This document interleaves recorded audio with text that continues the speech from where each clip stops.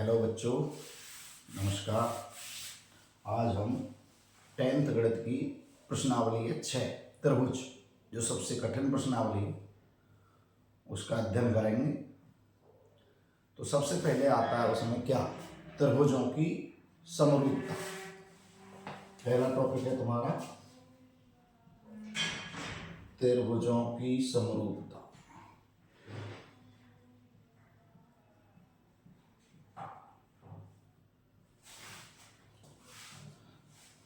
कि दो त्रिभुज समरूप कब होते हैं? जिनका रूप समान है, आकार अलग अलग है, वो कहलाती है समरूपता। समरूपता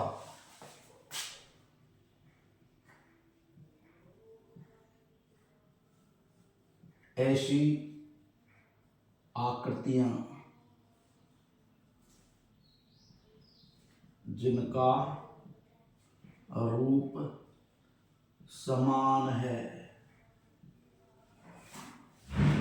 परंतु आकार भिन्न भिन्न है।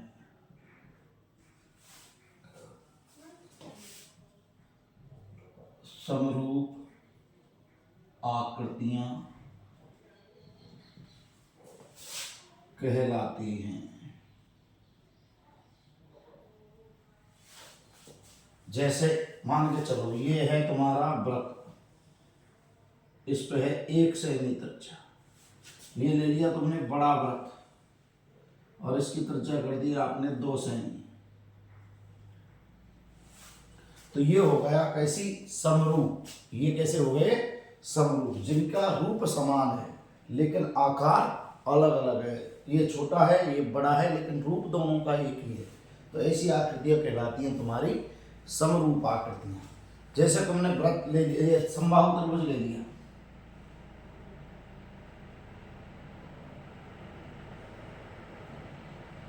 ये समबाहु त्रिभुज ले लिया, ये 5 सेमी,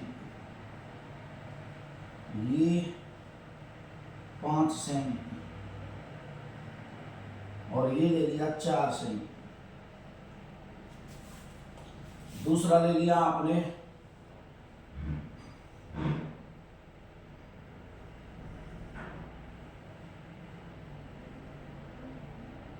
10 सेमी,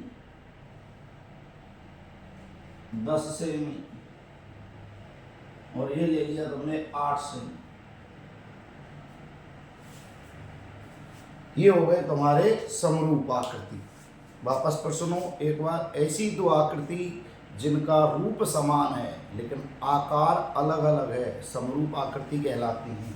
जैसे ये मैंने 2 वृत्त लिए, ये 1 सेमी त्रिज्या का, ये 2 सेमी त्रिज्या का, तो ये दोनों कैसे हो गई, समरूप आकृति। ये मैंने समद्विबाहु त्रिभुज लिए 2, इनमें भुजा 5 5 4 है, इसकी भुजा 10 10 8 है, तो ये कहलाती है समरूप आकृति।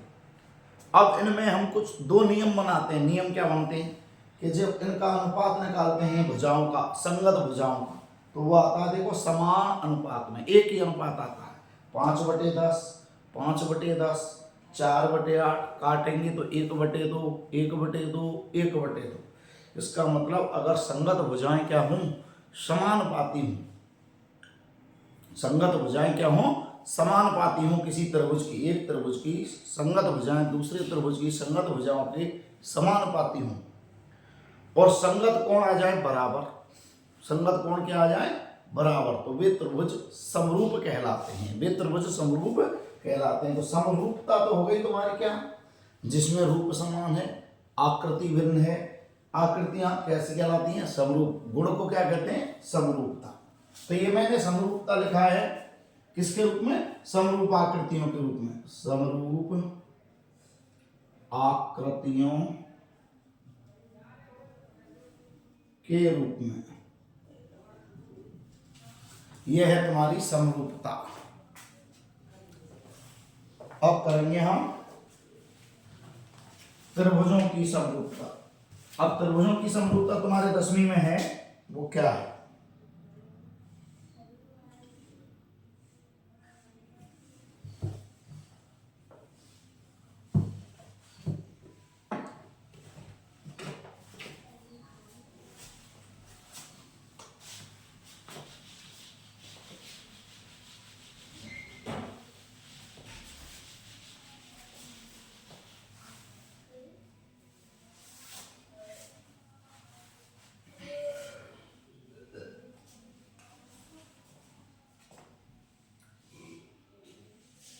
यदि त्रिभुजों की समरूपता, त्रिभुजों की समरूपता, यदि एक त्रिभुज की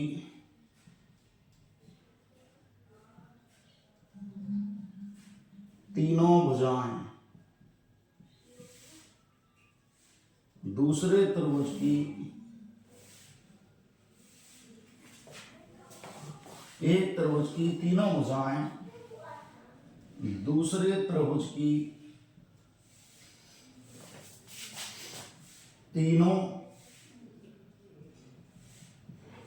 संगत भुजाओं के समानुपाती हैं तो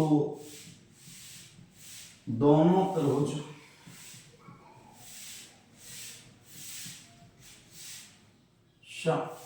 समरूप कहलाते हैं। इसे एस नियम कहते हैं। पहला नियम, एक त्रिभुज की तीनों भुजाएं दूसरे त्रिभुज की तीनों संगत भुजाओं के समानुपाती हैं तो दोनों त्रिभुज समरूप कहलाते हैं और इसे एस नियम कहते हैं। जैसे ये तुम्हारी दो, ये तुम्हारी दो और ये तुम्हारी दो, ये तुम्हारी दो और ये तुम्हारी मान ली तुमने तीन, ये मान ली तुमने चार। सेम सेम सेम और ये ले लिया तुमने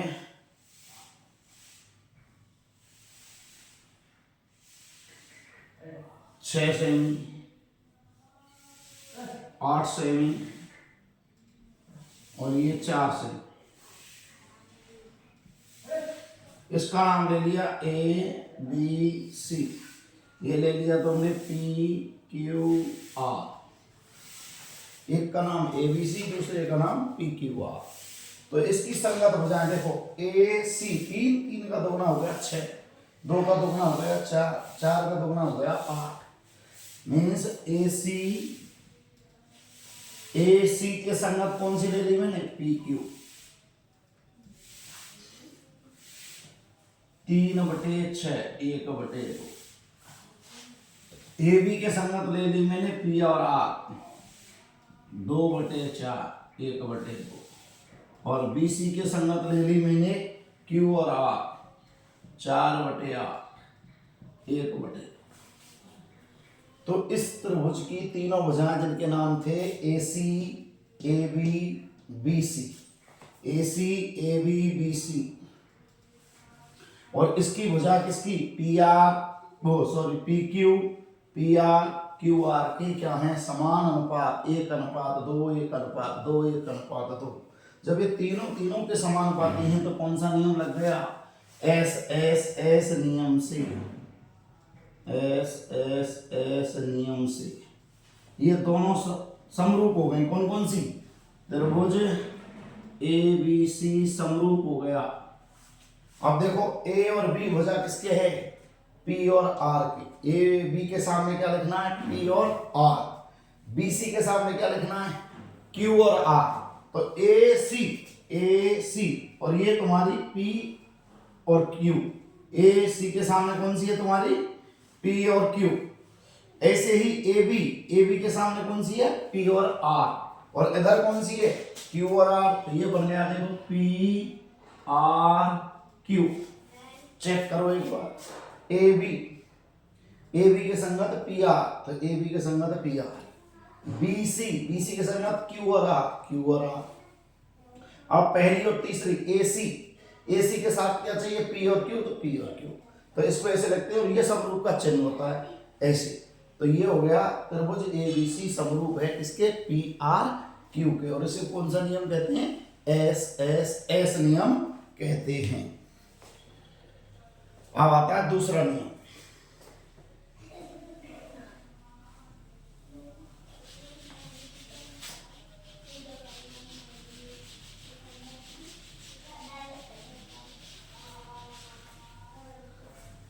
सेकंड नियम ए नियम, यदि एक त्रिभुज के कोण दूसरे त्रिभुज के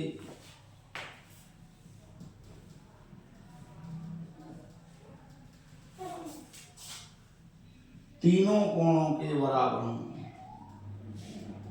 एक त्रिभुज के तीनों कोण दूसरे त्रिभुज के तीनों कोणों के बराबर हों, तो दोनों त्रिभुज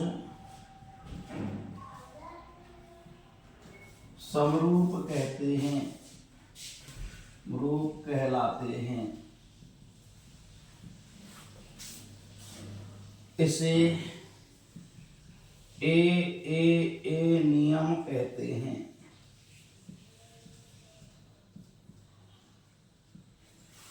यदि एक त्रिभुज के तीनों कोण दूसरे त्रिभुज के तीनों कोणों के बराबर हैं तो दोनों त्रिभुज कैसे होते हैं? समरूप। और वो कौन सा नियम कहलाता है? ए नियम। देखो जैसे ये हो गया तुम्हारा 50, 60 और 70, और दूसरा त्रिभुज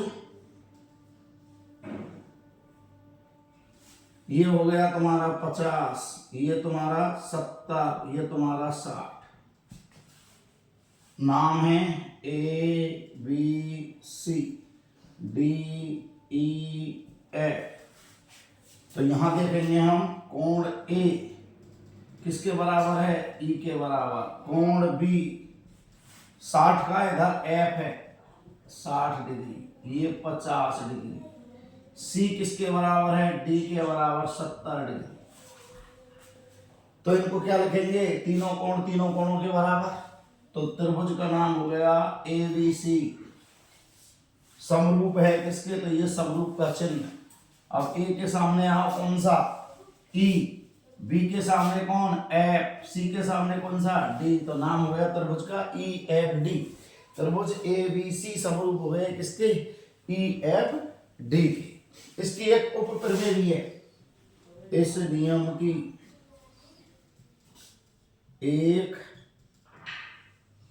उप प्रमेय है। उप प्रमेय क्या है? ए समरूपता।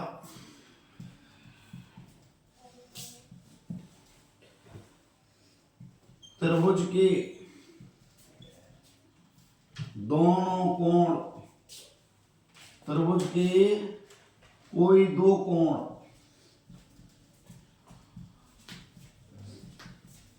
दूसरे त्रिभुज के दो कोणों के बराबर हों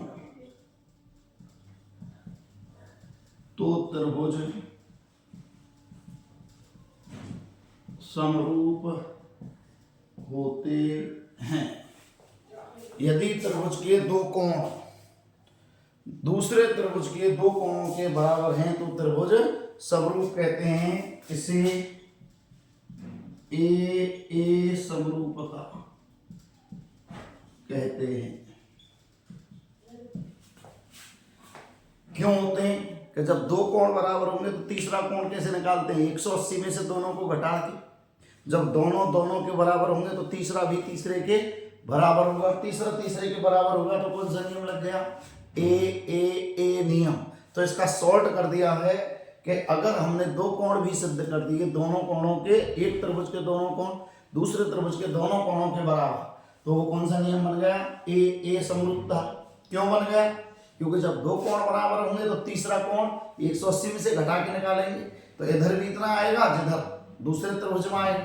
तो दोनों में तीनों कोण बराबर हो गए, और तीनों कोण बराबर की क्या होती है? समरूपता। तो ऐसी स्थिति में दो कोण बराबर होने पर भी एक नया नियम बना दिया, ए समरूपता। दो कोण बराबर है तो तीसरा कोण स्वतः ही बराबर हो जाता है। अब आते हैं तीसरा नियम।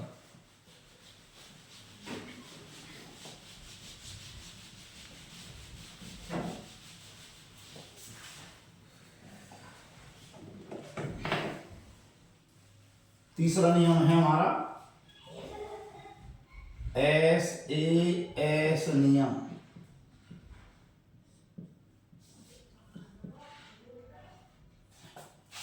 यदि एक त्रिभुज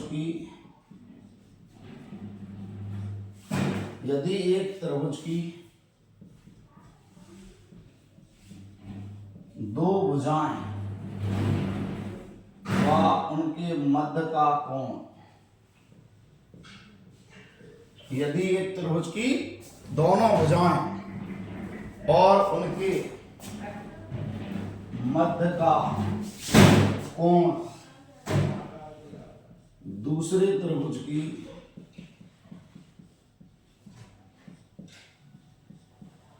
दो भुजाओं व उनके मध्य के कोण के बराबर हो तो दोनों त्रिभुज समरूप होते हैं। यदि एक त्रिभुज की दो भुजा और उनके बीच का कोण दूसरे त्रिभुज की दो भुजाओं और उनके बीच के कोण के बराबर है तो दोनों त्रिभुज समरूप होते हैं। जैसे इसका मतलब दो भुजा लेनी और एक बीच का कोण, जैसे ये दो भुजा हो गई तुम्हारी और एक इनके बीच का कोण हो गया ABC। तो भुजा कौन कौन सी AB और BC और इनके बीच का कोण B।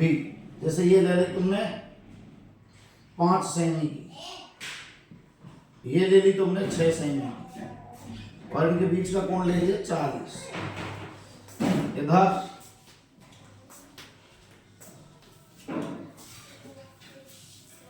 त्रिभुज की दो भुजा और उनके मध्य के कोण बराबर हैं तो दोनों त्रिभुज समरूप नहीं होते, सर्वांग सम होते हैं। SAS। इसका मतलब ये क्या लेने हैं, त्रिभुज की दो भुजा और उनके मध्य का कोण त्रिभुज की दो भुजाओं के समानुपाती और उनके मध्य के कोण के बराबर है तो दोनों त्रिभुज समरूप होते हैं। इसका मतलब समानुपाती होना चाहिए। तो ये है जैसे 5, ये ले लिया तुमने 7.5, ये ले लिया तुमने 9 और ये ले लिया तुमने 40। ये तुमने क्या दे दिया 40।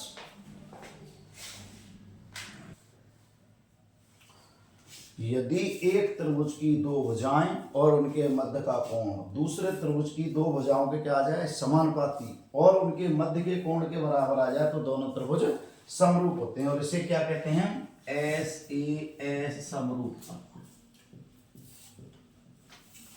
जैसे ये रहा, ये 5, ये 6, ये 7.5, ये 9 और 40। इसका नाम ले लिया हमने DEF। अब निकालो AB बटे DE अनुपात AB का किससे DE से, तो 5 बटे 7.5। ये पॉइंट हटाया 0, 25 से काट दो इसको, 25 दूना 50, 25 दिया 75। अब आते हैं BC बटे EF। BC कितनी है अपनी 6, ये कितनी है 9, 3 से काटो 3 दूना 6, 3 दिया 9 और इनके बीच का कोण B और इधर E कितने के 40 के। तो ये बन गई तुम्हारी दो भुजाएं और उनके बीच का कोण, दो भुजाएं और उनके बीच का कोण। तो SAS नियम से त्रिभुज ABC समरूप है किसके, AB किसके D और E के, BC किसके E और F के। तो नाम हो गया DEF। त्रिभुज ABC समरूप हो गया किसके DEF। तो ये तुम्हारे 3 नियम हो गए। कौन कौन से SAS एक त्रिभुज की तीनों भुजाएं दूसरे त्रिभुज की तीनों भुजाओं के समानुपाती हैं तो दोनों त्रिभुज समरूप कहलाते हैं। त्रिभुज के तीनों कोण दूसरे त्रिभुज के तीनों कोणों के बराबर हैं तो त्रिभुज समरूप इसे ए नियम कहते हैं। इसकी एक उप प्रमेय भी है, जिसे दो ए मीन्स दो कोणों के बराबर, तो तीसरा स्वतः ही तीसरे के बराबर हो जाता है। और तीसरा नियम, दो भुजाएं और उनके बीच का कोण दूसरे त्रिभुज की दोनों भुजाओं के समानुपाती हो जाए, कोण के बराबर हो जाए, तो दोनों त्रिभुज समरूप होते हैं। तो ये हो गया तुम्हारा ऐसे ऐसे नियम। अब आते हैं इस पर त्रिभुजों की समरूपता को फाइनली क्या कह सकते हैं।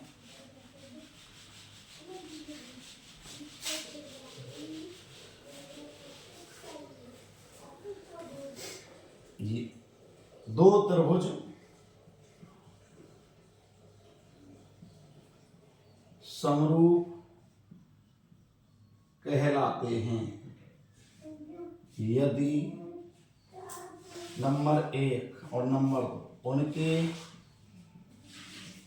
संगत कोण बराबर हों, उनकी संगत भुजाएं समानुपाती,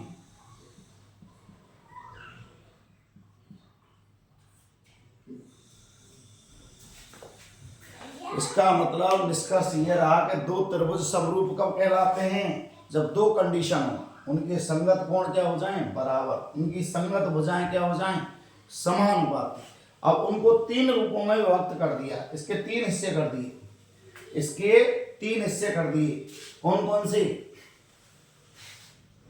इसको तीन भागों में तोड़ दिया, एस एस एस, ए या ए या एस एस, नियम और ई नियम।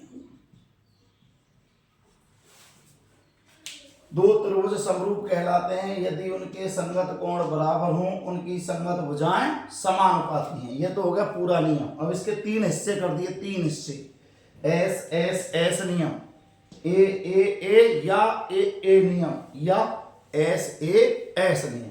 तो ये हो गया तुम्हारा त्रिभुजों की समरूपता। अब आते हैं बहुभुज।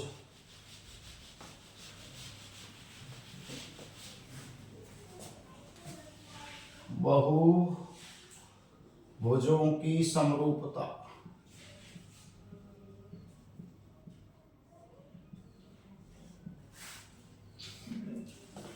समान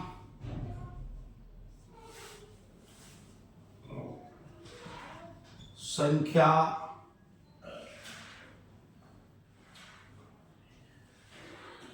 समान भुजाओं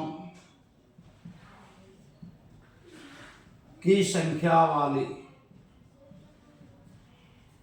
बहुभुज। पहली पहचान बहुभुज की, जिसमें भुजाओं की संख्या क्या होनी चाहिए, समान होनी चाहिए। जैसे चतुर्भुज लिया तो इधर भी चतुर्भुज, उधर भी चतुर्भुज, इधर त्रिभुज, उधर त्रिभुज, इधर पंचभुज, उधर पंचभुज। तो समान भुजाओं की संख्या वाले या समान संख्याओं की भुजा वाले बहुभुज, समान संख्या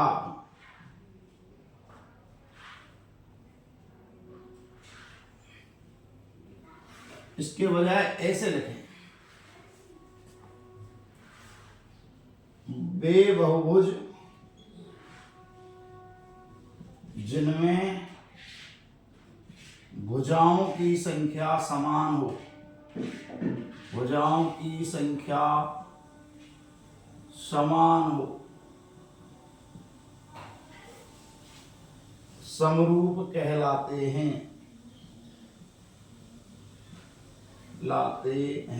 यदि नंबर 1 उनकी भुजाएं समानुपाती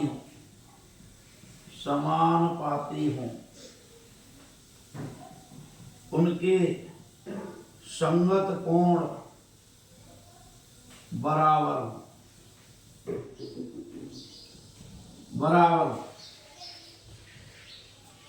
मतलब बहुभुज कोई सा भी हो, लेकिन सबसे पहली पहचान तो ये होनी चाहिए कि उनमें भुजाओं की संख्या समान होनी चाहिए। जैसे त्रिभुज है 3 तो इधर भी 3, इधर 4 तो इधर भी 4, इधर 5 उधर भी 5। और भुजाएं कैसी हों? समानुपाती। संगत कोण क्या हों? बराबर जैसे।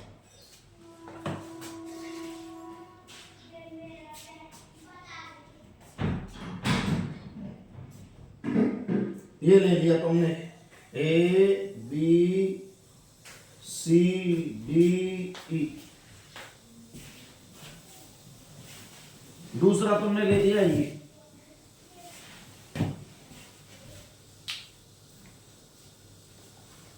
ये तुम्हारी है पंचभुज में। पंचभुज में, अब पंचभुज में तुमने भुजाएं ले ली कितनी? 2 2 2 2 2, और ये कर दी तुमने 4 4 4 4 4। ये तुमने कोण ले लिया 108 108 108 108 108। ये तुम्हारा 108 108 108 108 108। तो ये तुम्हारा हो गया, देखो पांचों भुजाएं पांचों के समानुपाती, 2/4 2/4 2/4 2/4 2/4, पांचों कोण पांचों कोणों के बराबर। तो ये क्या हो गया? समरूप। ये इसके क्या है? समरूप। ये P Q R S T, तो इसको लिख सकते हैं हम पंचभुज ABCDE समरूप है किसके? पंचभुज PQRST की। तो दो बहुभुज समरूप कब कहलाते हैं? सबसे पहले भुजाओं की संख्या समान हो, उनकी भुजाएं समानुपाती हों और उनके संगत कोण बराबर हों, तो ये कहलाता है बहुभुजों की समरूपता। जैसे आयत ले लिए, एक तरफ आयत और दूसरी तरफ भी आयत ले लिए। इधर आयत की भुजाएं 4 और 6 ले ली, उधर उसकी 8 और 12 ले ली, तो संगत भुजाएं हो गई समानुपाती। कोण हो गए सबके 90 90, आयत का प्रत्येक कोण 90 होता है, तो उधर भी 90 हो गया। तो ये कैसे हो गए? समरूप। तो सभी आयत कैसे हो गए आपस में? समरूप। सभी वर्ग कैसे हो गए आपस में? समरूप। सभी वृत्त कैसे हो गए आपस में? समरूप।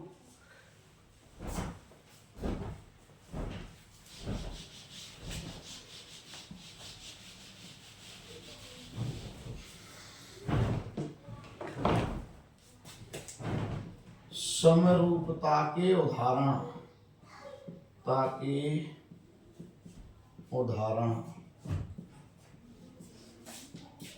सभी वृत्त समरूप होते हैं।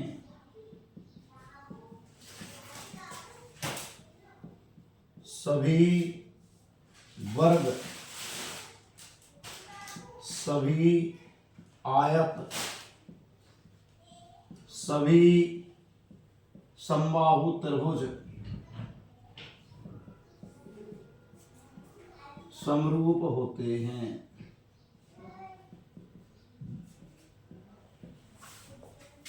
जितने भी वृत्त हैं वो आपस में समरूप होते हैं, जितने भी वर्ग हैं वो सभी आपस में समरूप होते हैं, आयत हैं सभी समरूप होते हैं, समबाहु त्रिभुज हैं सभी समरूप होते हैं। अब आते हैं तुम्हारी 6.1 प्रश्नावली 6.1। 6.1 में पहला प्रश्न है तुम्हारा,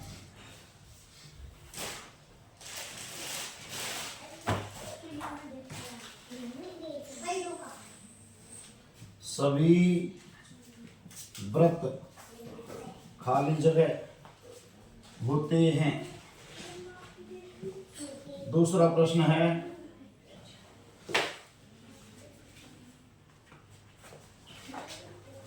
सभी वर्ग खाली जगह होते हैं। तीसरा प्रश्न है सभी खाली जगह त्रिभुज समरूप होते हैं, समरूप होते हैं। चौथा प्रश्न है तुम्हारा, भुजाओं की समान संख्या वाले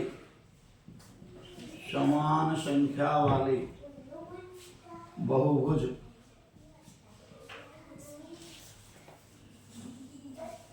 समरूप होते हैं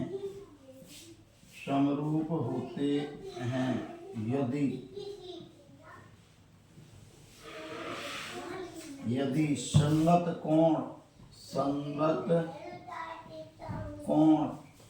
खाली जगह हों। नंबर 2, संगत भुजाएं खाली जगह हों। अब आता है अगला प्रश्न नंबर 2।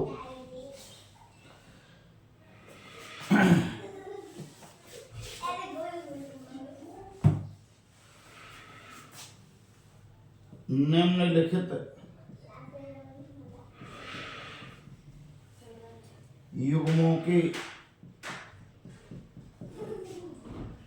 दो भिन्न भिन्न उदाहरण लिखिए। पहला है समरूप आकृतियां।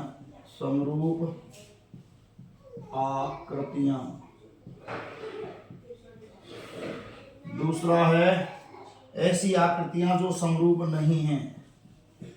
ऐसी आकृतियां जो समरूप नहीं हैं। प्रश्न नंबर 3,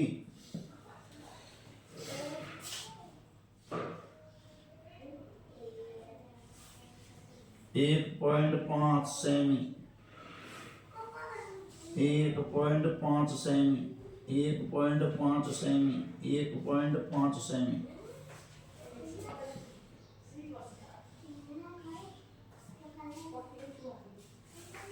ये है तुम्हारी 3 सेमी और 3 सेमी। ये 90, ये 90, ये 90, ये 90। पहले प्रश्न पे आते हैं। ये 3 प्रश्न है तुम्हारे 6.1 में। सभी व्रत खाली जगह होते हैं, तो बताओ सभी व्रत खाली जगह कैसे होते हैं? समरूप। सभी व्रत कैसे होते हैं? समरूप। सभी वर्ग भी कैसे होते हैं आपस में? समरूप। सभी कौन से त्रिभुज? समबाहु त्रिभुज। कौन से त्रिभुज होते हैं? समबाहु त्रिभुज। भुजाओं की समान संख्या वाले दो बहुभुज समरूप होते हैं यदि संगत कोण कैसे होते हैं? बराबर। संगत कोण तो होते हैं बराबर।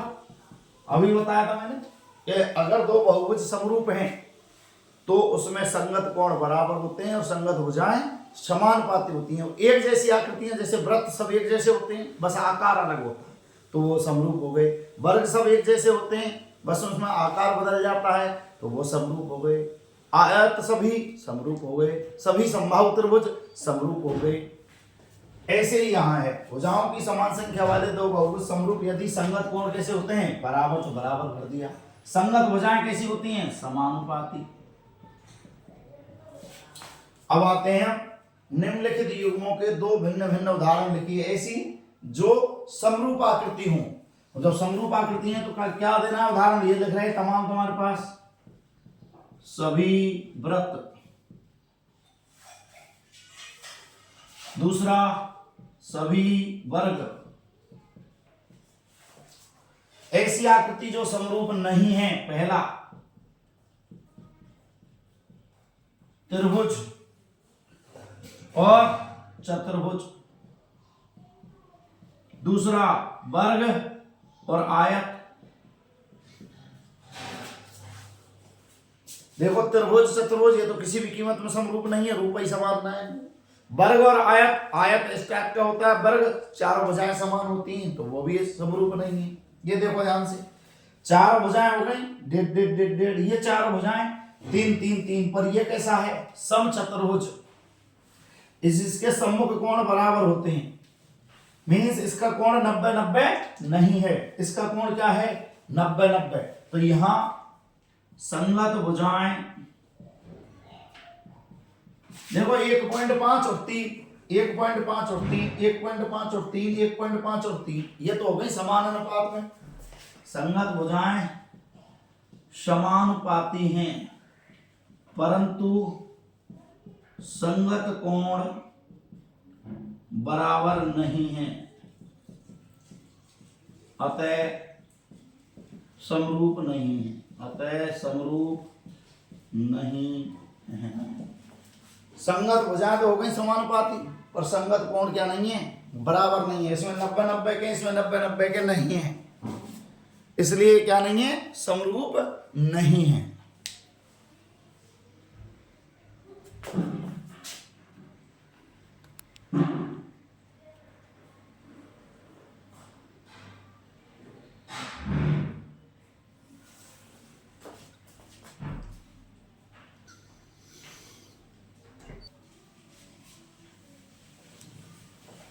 अब आते हैं आधारभूत आनुपातिक प्रमेय, जो आपकी 6.2 में है। आधारभूत आनुपातिक प्रमेय क्या है, ध्यान से देखो। यदि एक त्रिभुज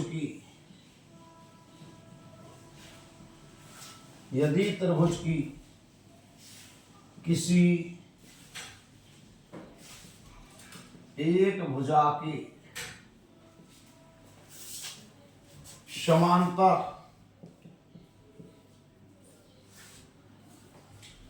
त्रिभुज की किसी एक भुजा के समांतर रेखा अन्य दो भुजाओं को भिन्न भिन्न बिंदुओं पर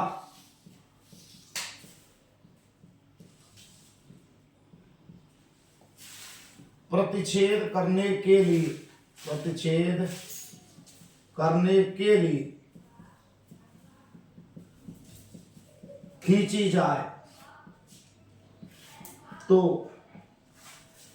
त्रिभुज की एक भुजा के क्या खींचनी है, समांतर रेखा, और जो शेष दो भुजाएं बचती हैं उनको दो भिन्न भिन्न बिंदुओं पर प्रतिच्छेद काटती है के लिए खींची जाए, तो अन्य दो भुजाएं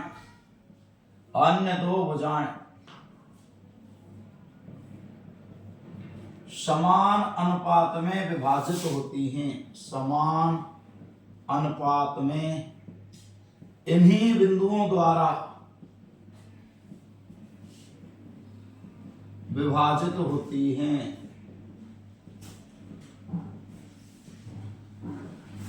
ध्यान से सुनो, त्रिभुज की किसी एक भुजा के समांतर, ये लो त्रिभुज, ये त्रिभुज हो गया तुम्हारा ABC। इस BC एक भुजा ले ली BC के समांतर ये खींच दी रेखा हमने, त्रिभुज ABC की भुजा BC के समांतर, ये ले ली BC के समांतर, नाम ले लिया D और E। तो दो भुजाएं ये बच गई, एक AB बच गई, एक AC बच गई। इनको दो अलग अलग बिंदुओं पर अन्य भिन्न भिन्न बिंदुओं पर प्रतिच्छेद करनी है, D पर और E पर। त्रिभुज ABC की भुजा BC के समांतर खींची गई रेखा अन्य दो भुजा कौन कौन सी बची बताओ, अन्य दो भुजाएं, एक बच गई तुम्हारी AB और एक बच गई तुम्हारी AC। देखो BC के समांतर तो एक खींच दी, एक भुजा AB एक AC, अन्य दो भुजाओं को बिंदु D व E पर प्रतिच्छेद करती है। दो भिन्न भिन्न बिंदु हो गए, एक का नाम D और एक का नाम E। ये D ये E पर क्या कर गई, काट गई। तो अन्य दो भुजाएं मीन्स ये दो भुजाएं ही समान अनुपात में इन्हीं बिंदुओं द्वारा विभाजित होती है। मीन्स D के द्वारा विभाजन किया है, E के द्वारा विभाजन किया है, ये इनका अनुपात कैसा होगा, समान। तब बिंदु डी ई द्वारा ये भुजाएं कौन कौन सी, ए बी और ए सी समान अनुपात में विभाजित होती हैं। और समान अनुपात क्या हो गया, इसका नाम ए डी, इसका नाम डी बी, और बराबर क्या लिख सकता हूं, ए ई बटे ई सी। डी द्वारा इसका विभाजन किया तो ए डी बटे डी बी, इधर ए ई बटे ई सी, और कैसा समान होगा तो ए डी बटे डी बी बराबर क्या हो गया, ए ई बटे ई सी। इसी को कहते हैं आधारभूत आनुपातिक प्रमेय।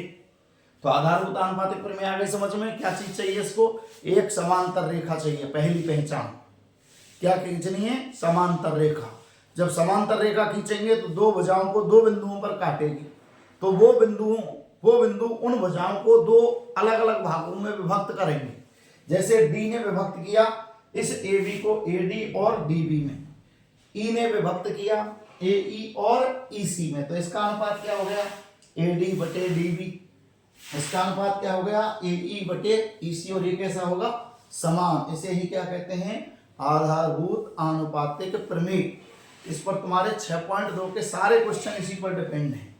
एक इसकी उल्टी होती है, उल्टी क्या होती है उसको देखो।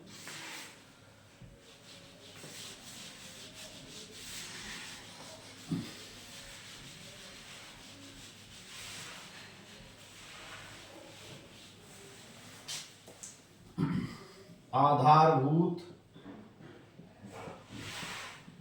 आनुपातिक प्रमेय का विलोम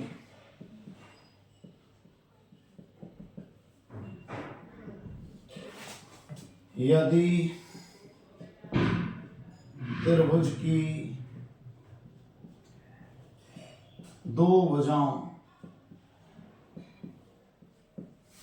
त्रिभुज की क्या खींचे, दो भुजाएं,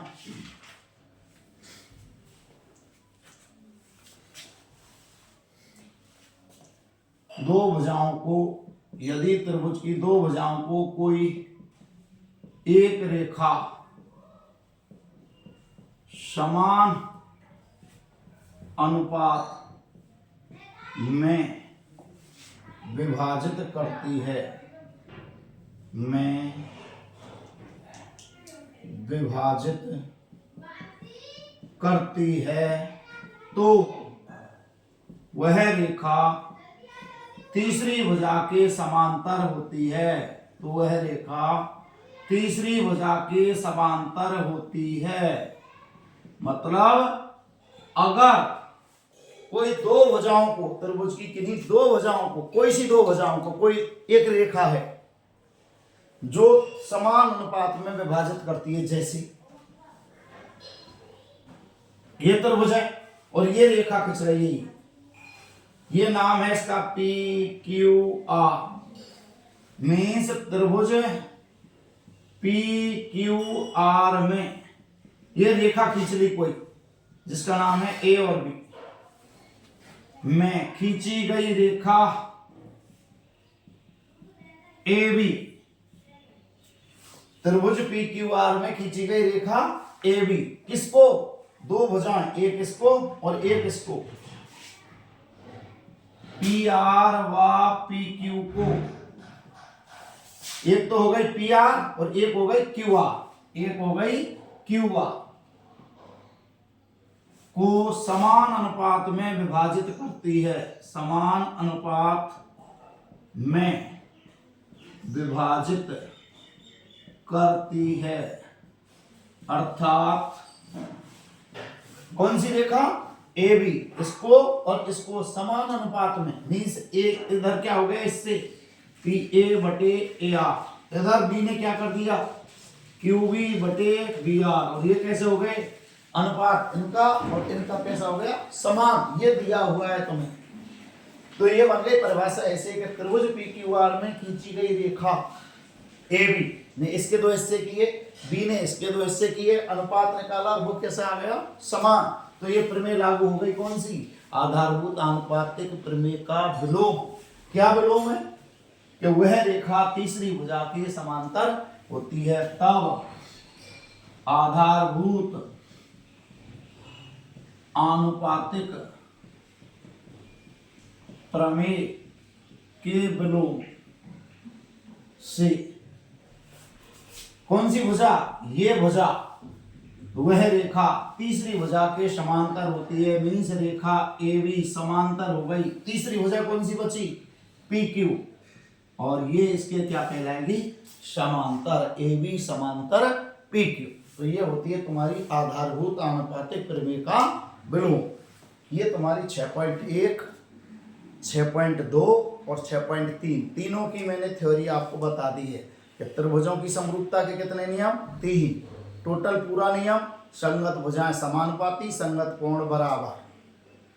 फिर हमने एक बहुभुज का बताया था। बहुभुज मतलब 3 या 3 से अधिक भुजाओं वाले आकृतियां, जिसमें मैंने बताया सबसे पहली पहचान भुजाओं की संख्या समान होनी चाहिए। फिर उनकी संगत भुजाएं समानुपाती, संगत कोण बराबर होने चाहिए। फिर हमने त्रिभुज के 3 नियम पढ़े थे समरूपता के, एस एस एस, ए का एक उप प्रमेय भी थी ए, और तीसरा था एस एस नियम। उसके बाद हमने पढ़ी आधारभूत आनुपातिक प्रमेय। आधारभूत आनुपातिक प्रमेय में मीन्स एक भुजा के समांतर रेखा खींचनी है, तो जो दो बिंदु अन्य दो भुजाओं पर आएंगे वही उन भुजाओं को विभाजित करेंगे। उनका विभाजन, उनका अनुपात समान होगा। एक आधारभूत आनुपातिक प्रमेय का विलोम। यदि एक रेखा समान अनुपात में अन्य दो भुजाओं को विभाजित करती है तो वह रेखा उस तीसरी भुजा, जो शेष तीसरी बच रही उसके क्या होती है? समांतर होती है। ये तुम्हारी 6.1, 2 और 3 की थ्योरी हो गई। अब हम प्रश्न करेंगे इसके कल।